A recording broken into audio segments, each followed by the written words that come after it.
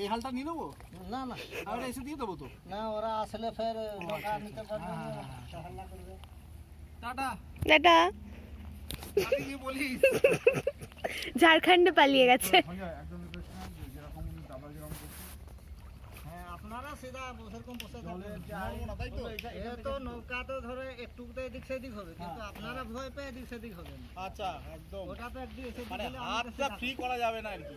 হ্যাঁ, যে আপনারা ভয় পেয়ে যে এদিক হয়ে গেল নৌকাটা আমরা এদিকে চলে যাবো, তাহলে তো অসুবিধা। হ্যাঁ তাহলে তুমি সেইভাবে একটু চালাবো। শোনো বিকেলবেলা, শোনো দাদা, হ্যাঁ বিকেলবেলা আমি আর আমার বউ, ঠিক আছে আসবো তো আমি। হ্যাঁ আর আমরা তো আছি এই বাড়িটায়, তো কোনো অসুবিধা নেই।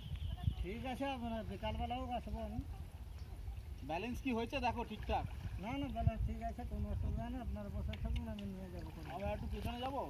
না না পিছনে ওগুলো আসতে পারতিস কিন্তু। ধ্যাৎ।